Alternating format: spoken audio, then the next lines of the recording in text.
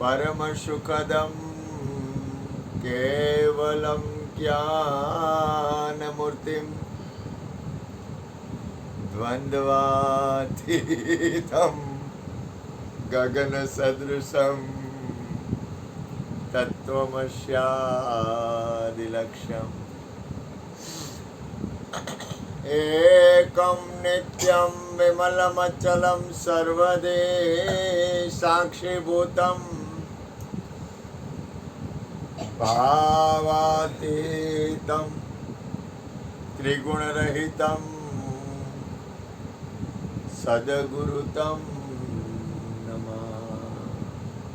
प्रगट गुरु हरिहर जीवन घटो घट बोलनार લાડલે લાલ કહે હું અને મારું તજે તો મળે નહીં તારણાર મેરા મુझ में कुछ नाए जो कछु है सो तेरा तेरा तुझको सौंप दिया अब क्या लगे गो मेरा। बोलिए सदगुरु महाराज। એક સરસ વાત કરું, કોઈને કહેતા નહીં અને બધાય મને જવાબ આપજો, બધાય જવાબ દેવાનો। જો આ મારું બબુડિયું રહ્યું ને, કાલ ગયો તું દાતા, તો દાતારી અહીંથી એકલો ગયો તો એકલો ઉપર ચડતો હતો તો કદાચ સિંહ આવે, વાઘ આવે, ચિત્તો આવે તો એ બીવે નહીં, બરાબર?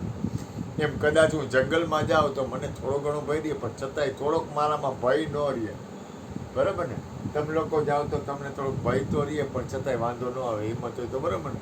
હરેશભાઈને કંઈ ગાડી લઈને એકલા તમારે જવાનું તો હરેશભાઈ કે મયુર ભેગું હોય તો મજા આવે, થોડું કંઈક આપણે ટેકો રહીએ, બરાબર ને? ગોરધનભાઈ ભૂપેનભાઈને એમ કીધું કે તમારે એકલા સ્કૂટર લઈને અહીંથી બોમ્બે જવાનું છે, એકલા જ। ભૂપેનભાઈ કે જાઓ તો કરી એકલો, પણ કદાચ મયુર ભેગું હોય થોડુંક ટેકો રહીએ, હું કામ થોડુંક ટેકો હોય તો મજા ને, કોક હોય તો ફેર પડે। તમને એક વાત મારી કહેવાની એ થાય છે કે જંગલમાં તમને એકલા મોકલવામાં આવે એકલા, બબુ એકલો જાય તો બબુને હિંમત છે એટલે વાંધો ન આવે, હાવ સાચું હૃદય ઉપર હાથ મૂકીને કહેજો, મૃત્યુની બીક લાગે કે નહીં? મૃત્યુની બીક લાગે? લાગે? તને લાગે? એટલે જલારામ તને લાગે? ગોરધનભાઈ તમને લાગે? બાપભાઈ લાગે ને?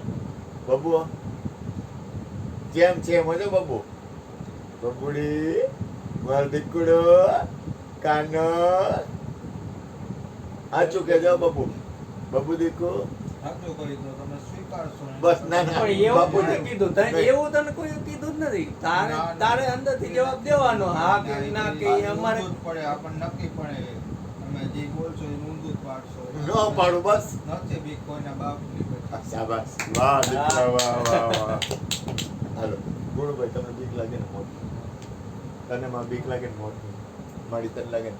એક કોઈને કહેતા નહીં મને બીક લાગે, બધાને લાગતી જ હોય, તો આ તો અંદરથી કહી દેતા હોય આપણે, નથી લાગતી, લાગતી તો હોય જ। પેલા હતી ત્યારે ફાટતી, ત્યારે અડધેથી પાછો આવતો, હવે કઈ નથી।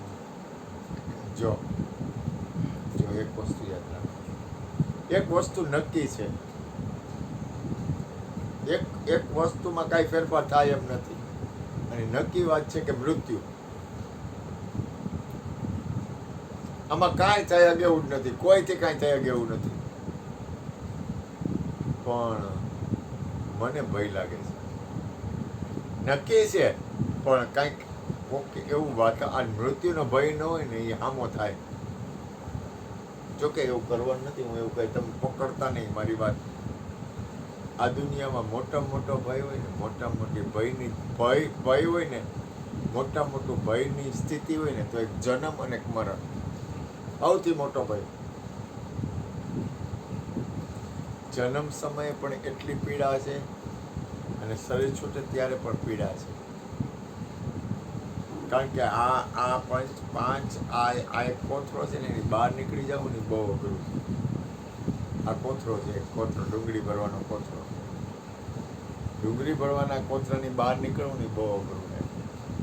ભલે બાપભાઈ ગમે એટલું વાત કરે, અને આપણે પરમાત્માને પ્રાર્થના કરી કે બધાયનું શરીર, કોઈ એવું ન હોય કે કાંઈ બધાને તકલીફ પડે, જરાક જેટલી તકલીફ પડે, કોઈ તકલીફ ન પડે ને એમને શરીર છૂટી જાય, કોકને બહુ પીડાવે તોય શરીર ન છૂટે, કારણ કે આ એની રચના છે.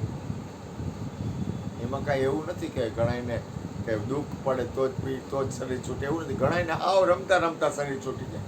આપણને એમ થાય લે આને કાંઈ નહોતું શરીર છૂટી ગયું. હવે એવું નથી કે બહુ પીડાવે દાંત કાઢતા કાઢતા વયો જાય, દાંત કાઢતો દાંત કાઢતા કાઢતા શરીર છૂટી જાય. એટલે આપણને એમ થાય આ તો કડકડાટ દાંત કાઢતો હતો, દાંત કાઢતા કાઢતા નીકળી ગયો બહાર. એટલે આ એની રચના છે ને એ અજબ ગજબ છે, એમાં કોઈનું આલમ નથી. પણ છતાંય આપણી જાગૃત સ્થિતિ છે ને, મારે રોજ એક સત્સંગ આવે, જેમ કૃષ્ણને એકને ખરખું આવે ને એમ મને એક ખરખું જ આવે.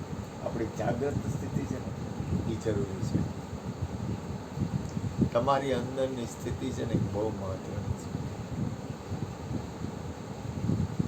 તમારી અંદર આજે આપણે સત્સંગ કરી છીએ તો એમ કરી આપણે એમ કહી કે આપણે સત્સંગ કરી છીએ, એવું નથી. યાદ રાખજો, તમામ મહાપુરુષોએ સત્સંગ કર્યો છે.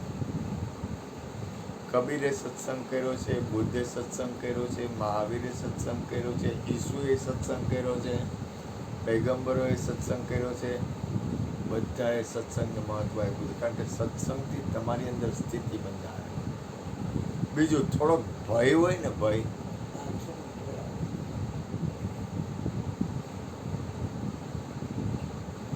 જો યાદ રાખજો, ભય છે ને ભય એ પૂરક છે. નિર્ભયતા જેમ પૂરક છે ને ભય પણ પૂરક છે. ભય બી ને પ્રીતિ નાહી ગોસાઈ.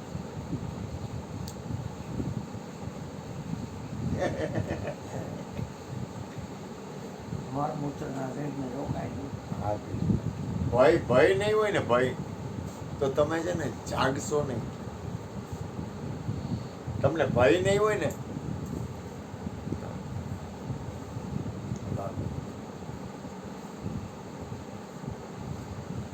બોલ બોલ